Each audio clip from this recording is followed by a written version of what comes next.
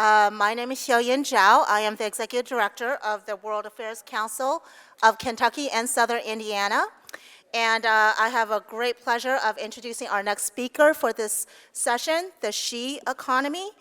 Our speaker is Ms. Sarah Chen, and Sarah is an amazing individual because I was reading her bio and I don't know where to start. So let me start with Sarah Chen is the principal at FedTech and co-founder and managing partner of the $1 billion Fund for Women. Sarah, at 29 years old, is named as one of the 30 under 30 Forbes 30 under 30 list. Her detailed bio is in your program book, and I'm not going to go into it because I don't know where to start. But all I can say is I don't know what I was doing at 29, but she has amassed some amazing experience, and we really look forward to hearing what she has to say about the She Economy. So without further, please, let's welcome Sarah. Good morning, America. You know, I always wanted to say that, so thank you very much. Good morning, ladies and gentlemen. My name is Sarah Chen, principal at FedTech and co-founder and managing partner of the $1 billion Fund for Women.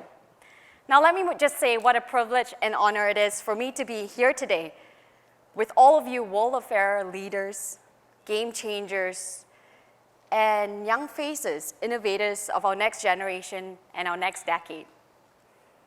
The year is 2019, and things seem to be looking up for women. We seem to see more women in leadership. There are more conversations on gender equality. And of course, who could miss the Me Too movement and the spotlight that it has placed on the business community? And I argue it places the bigger question as well on humanity as a whole, on how we interact with each other and how much of it we have all condoned. I argue too that it places the bigger question before us, that if we were to leave the world behind as it is today for our sons, our daughters, our grandchildren, the next phases of our generation, is this the world that we're proud of living behind? Or can we truly do better? The good news is, all across the world, women are graduating at a much higher rate than never before. In Malaysia, the Muslim majority country where I come from, that number of female university enrollment is 64%. Across the world, across the European Union, women make up about half the labor force. And yes, as we all know, in some pockets, women are certainly making political strides, with a historic high of 25 women serving the United States Senate. And you know, I'm an optimist, but if I only tell this side of the story, you know that is not the whole truth.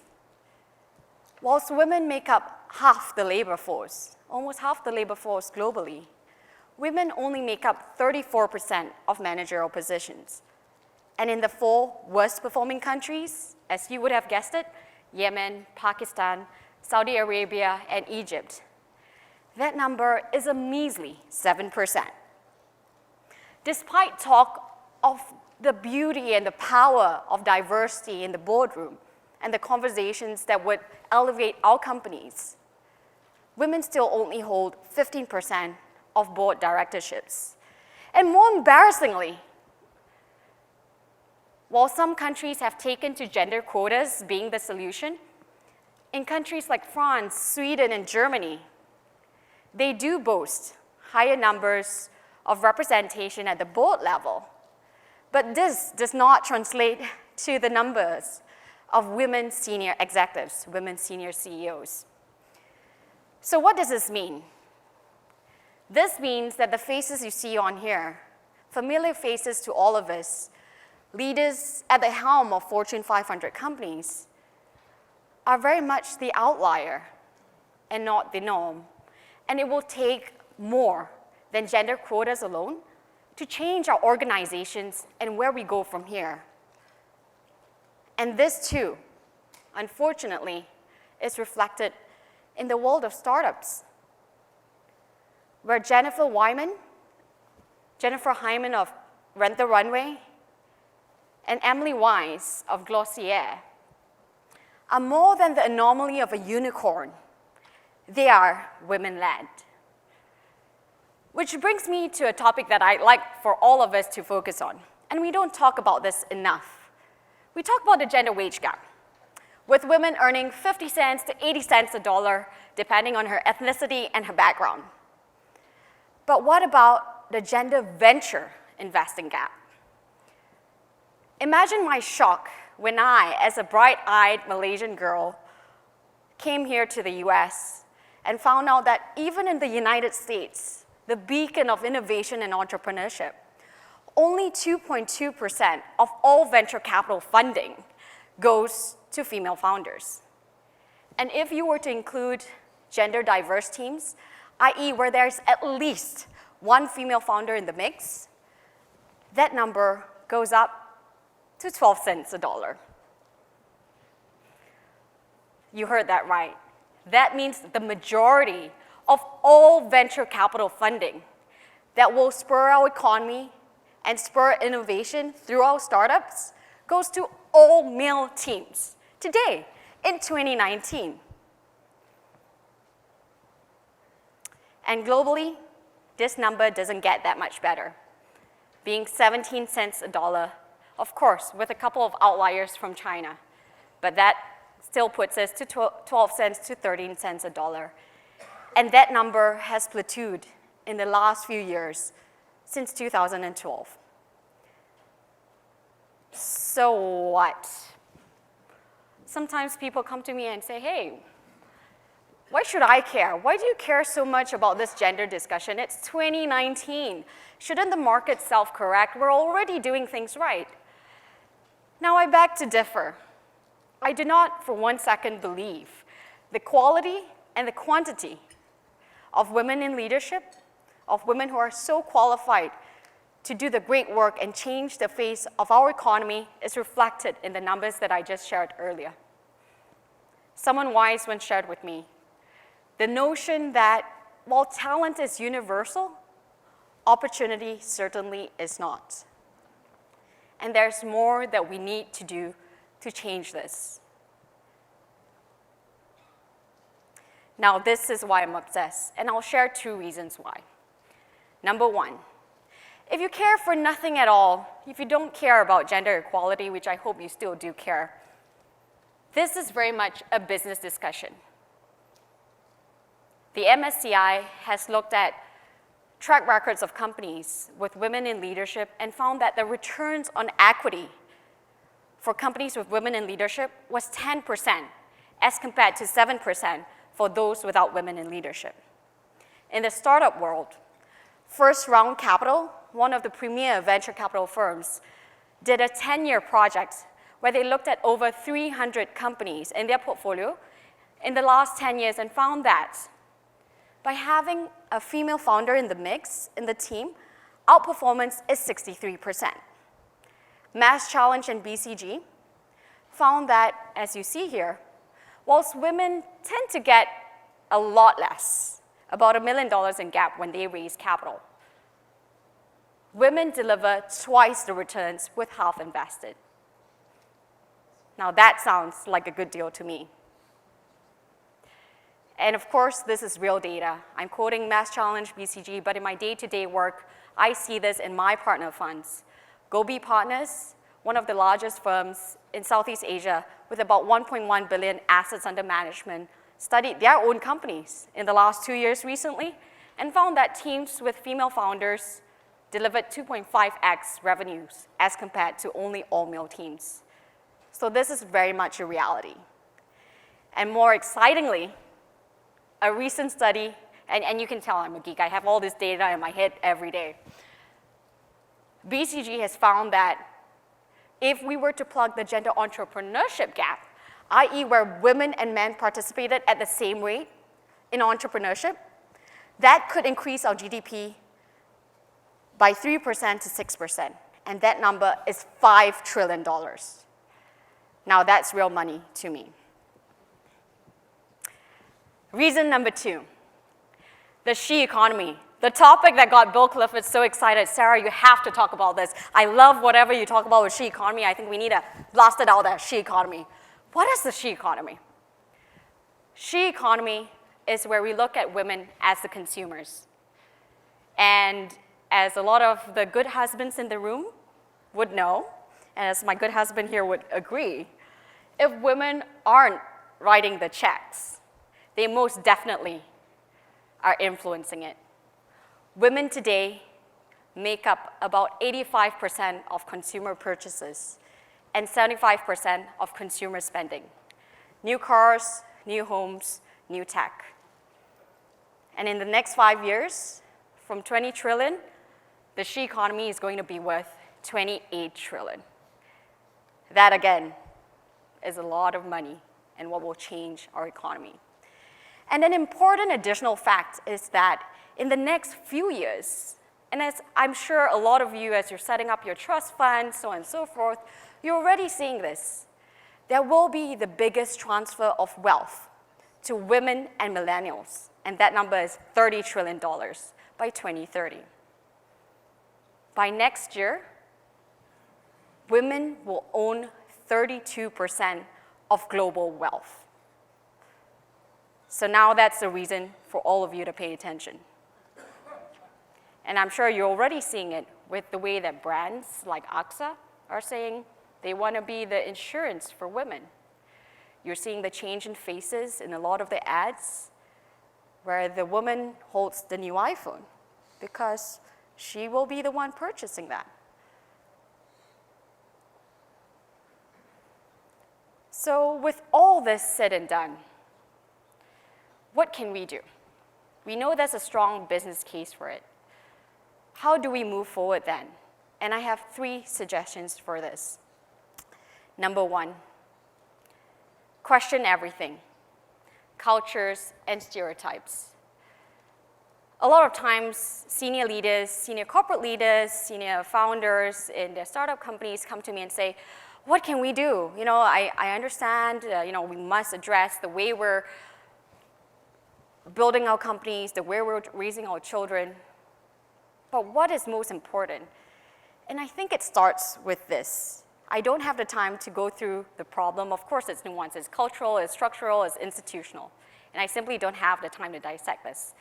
But I think it starts with this. I believe that we need to start re-examining the lens to which we see the world. A quote that I like is, we live by the paradigms that we know. And until we change the paradigm, nothing will truly change. How are we raising our sons and daughters?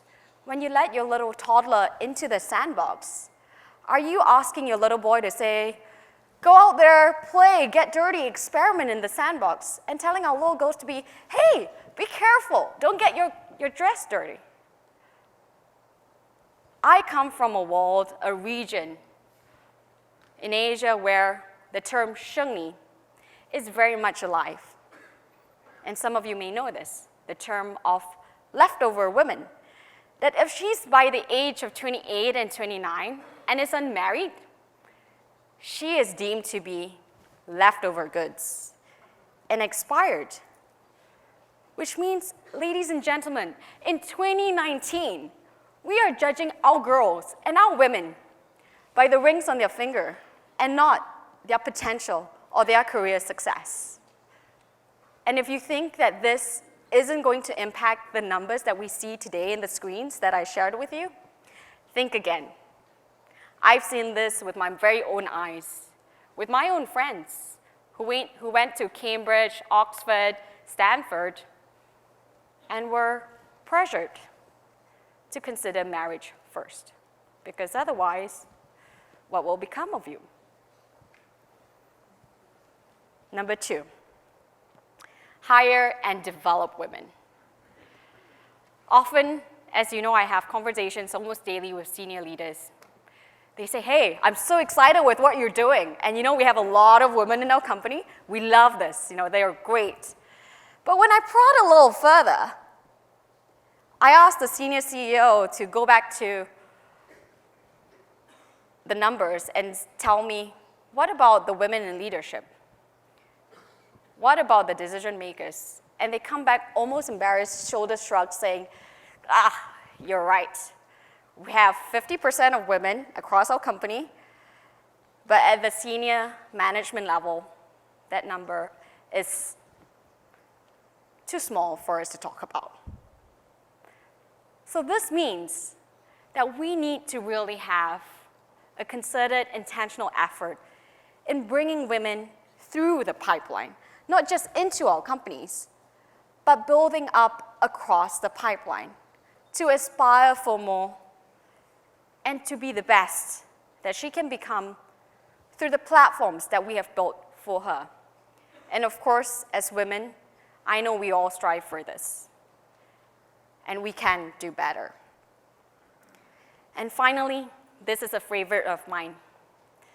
Invest in women.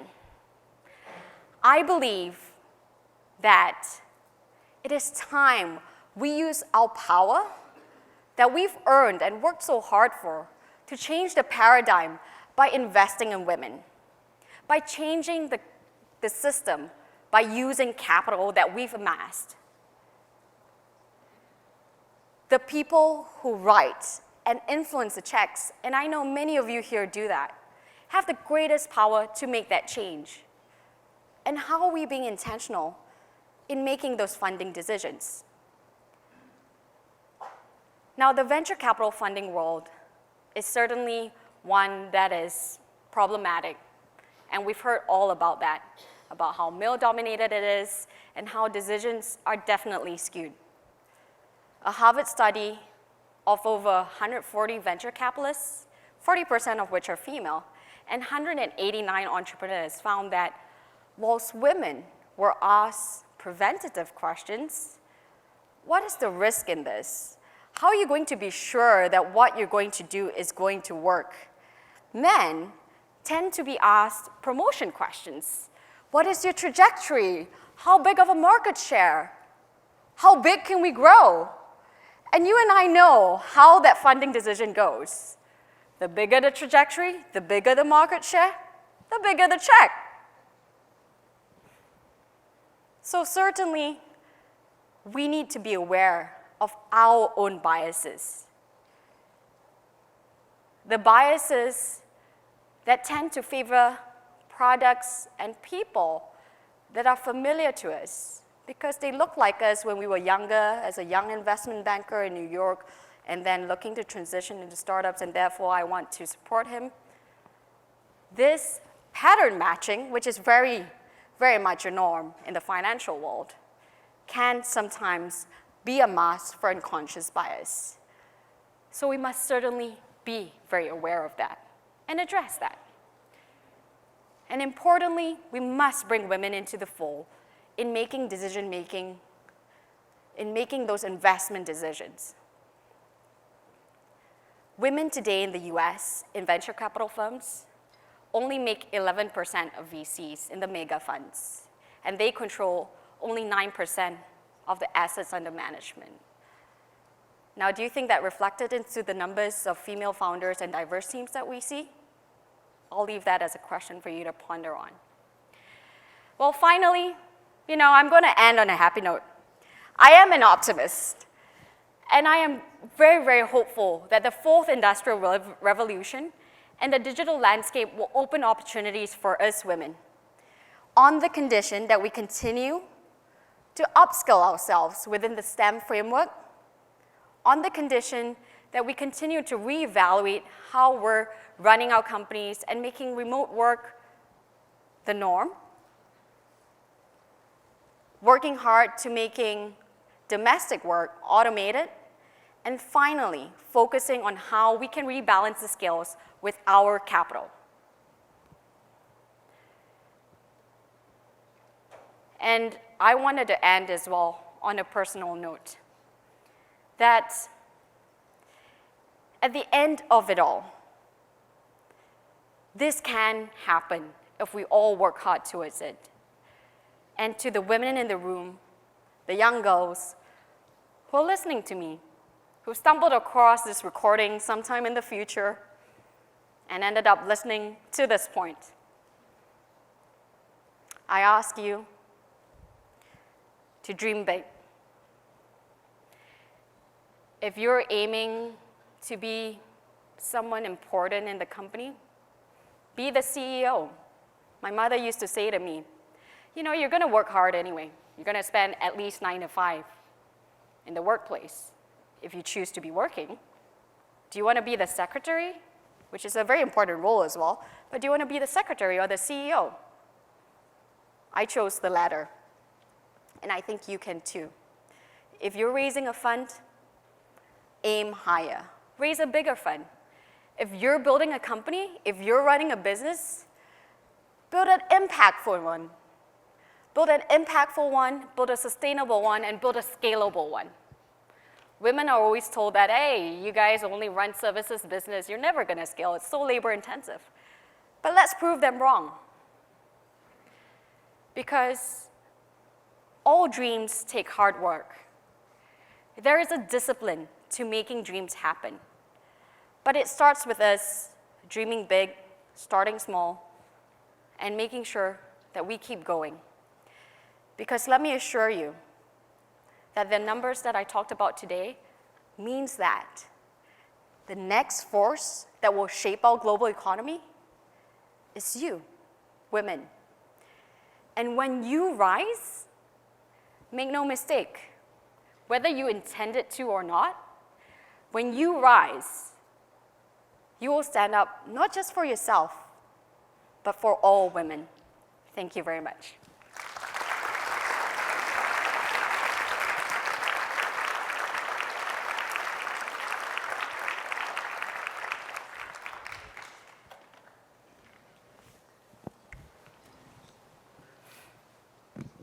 I'm Marty Johnson from Corpus Christi, Texas, and I don't want to take away anything from what you said. But I wanted to talk about the demographics. China is, for the population to remain stable, each woman, the average women need to have 2.1 children. The United States has fallen behind that. We're almost there, and the only thing that's keeping us close to that is the Hispanics. And Russia's got 1.58. So we have to think about, that's the unintended consequence. The unintended consequence of? Well, China's having a population that in a few years is going to be, it's going to be like this, where there's not enough young people to take care of the old people. Mm-hmm. So if we don't maintain a population or a productive rate about 2.1, then our population is going to age and we'll have a declining population. Okay. Was that a question? Sorry. No, it's just a statement. It's a comment that we must be aware of our demographics. This is and this is going to happen because women deserve to do these things, and so we will be facing these demographic problems. China's going to face them, Russia can. Thank you for that. Not sure how to respond to that, but. Good morning.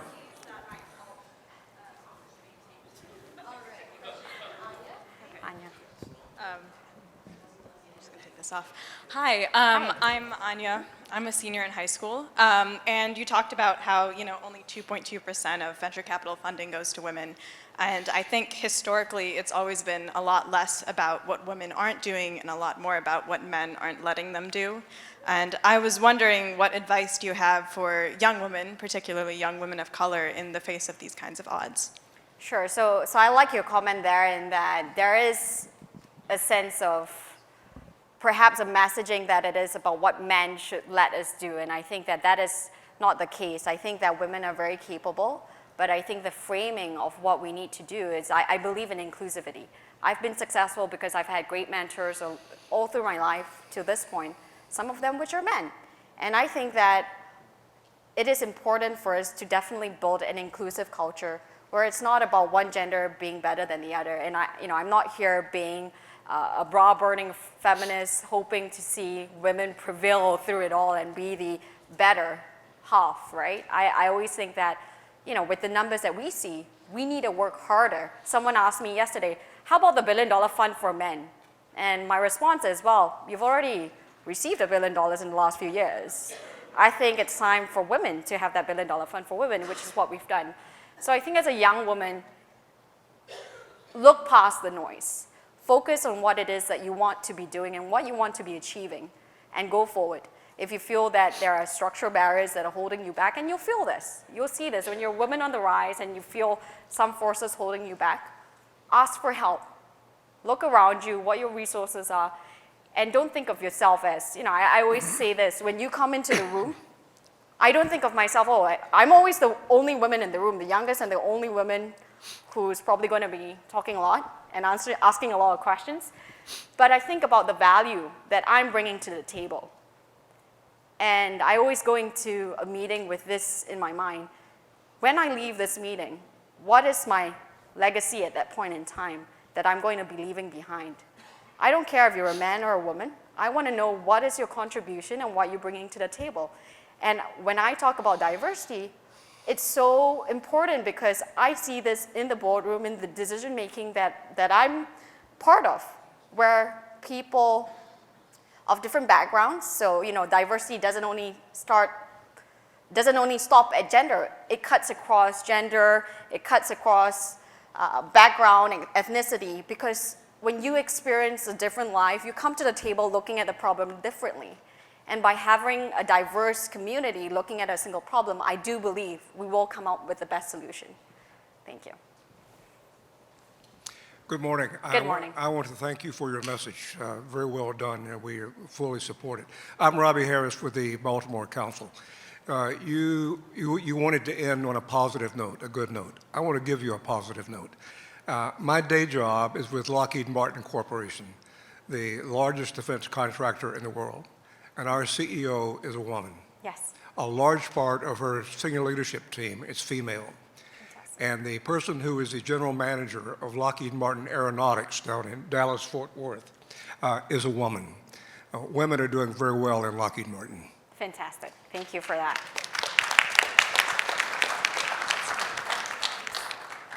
Good morning. My name is Raina. I am a student at the University of Georgia, and I'm here with the Atlanta Council. And I want to know what your opinion is on social media and the role it plays of women and their leadership in the workforce, and if it's in fact positive or if it actually ends up hurting us. Oh, fantastic question.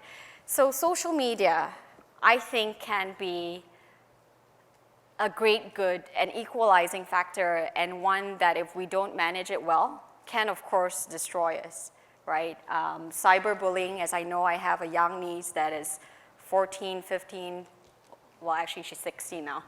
I lose track. They're growing up so fast. But I see how kids these days can hide behind the mask of being that digital warrior. And adults do this too, commenting on politics, talking about all the bad things, calling it out, but not coming forward with a solution.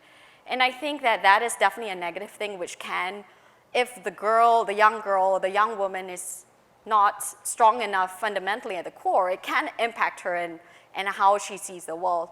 But on the flip side, because of technology, the access that we now have to all the resources, if you're a young woman and you want to learn to code, you can do that online today.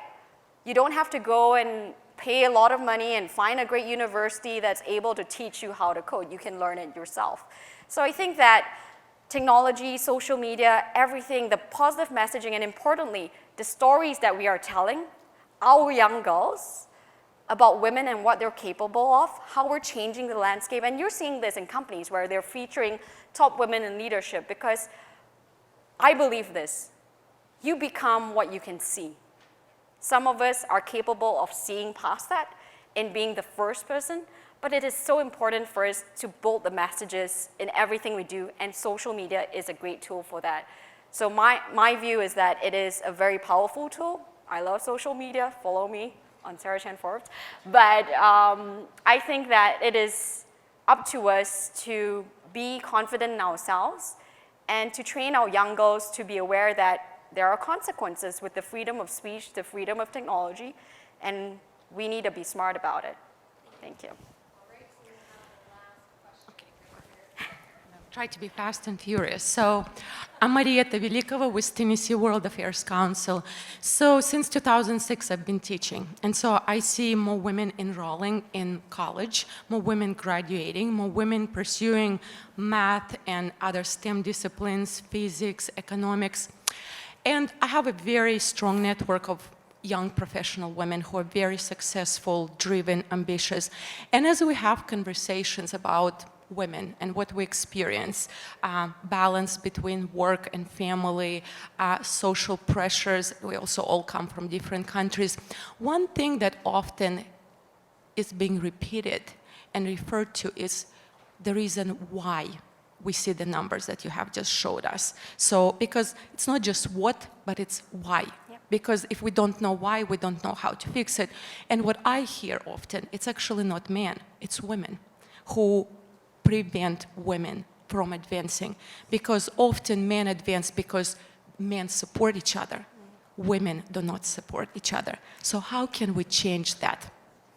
So thank you for your question, and I want to pick on two things. You talk about work-life balance, and I appreciate it. I think it is certainly a challenge that women face, but I think we need to be changing the way we're framing this discussion. Men should have work-life balance problems too, because parenthood is a two-person job. And why is it that domestic responsibilities and the pressures of domestic work fall upon the women? It should be an equal household as much as possible. And on your thought on women not supporting women, of course it exists, and I'm not going to deny that. There is a queen bee syndrome where if I'm the only woman in the room, I don't want any other woman in the room, because that is my place in the world. But I believe that there are a lot of opportunities out there and enough for all of us. And if you've read my background, I also started Lean in Malaysia, a Sheryl Sandberg notion where the concept is building communities around women. And we have 5,000 women that are supporting each other in Malaysia, and they are coming back into the workforce. We are giving them jobs because we're in the position to hire, and we're elevating them. And in China, a friend of mine leads a similar movement called Lean in China, where that's about 100,000 women across universities supporting each other. So I like for us to focus on the good things, and if you're leading those networks, you should be leading the charge in making sure that women support each other. And we can only achieve so much more and run, this is cliche, but we can run further and faster together. And I'm very proud the $1 Billion Fund for Women is supported by both men and women who believe in the cause. And I haven't spoke much about the $1 Billion Fund for Women, but we have now reached $1 billion to be deployed in women-founded companies by 2020. That's half of the numbers that you've seen there, and therefore we are making the change, and I think that we need to push forward and show that women supporting each other, men supporting women, is just good news and good for us all. Thank you. Yeah, I'll take the last question, just very quickly, last question. Hi, my name's Hera. The three strategies you talked about empowering and uplifting women are great. However, they're very broad. I was wondering if you can go into more of the specific ways, kind of like micro-lending, microfinancing, or like international aid relief. But as like Dembiasa Moyo pointed out, sometimes these things can actually damage international communities more. Sure. So I'm wondering if you can go into that, because we want to uplift women and people of color internationally. So sure, yeah, absolutely. So very quickly, I know we're out of time, and I'll speak to you further on this. And I think there are many structures that we can explore to help different communities. And internationally, of course, the needs are very different across. Where there are no financial systems, microfinancing has been a solution. But of course, there are cultural issues. I mean, some of the things that I've come into is that women in certain countries where my friends come from, Pakistan and India, they don't control their phones. So they can't even have access to digital banking. They can't make those decisions.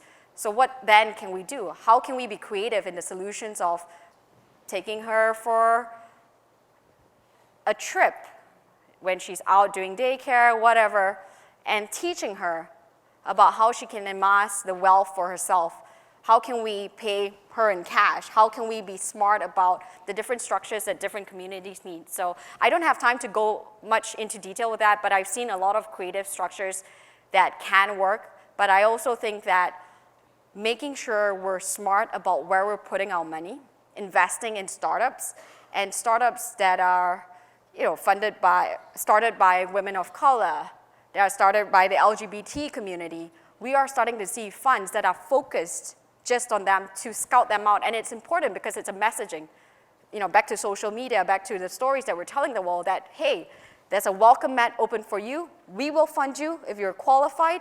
Despite anything that you think is a challenge to you, we don't see that. We recognize your potential, and you will rise. Thank you.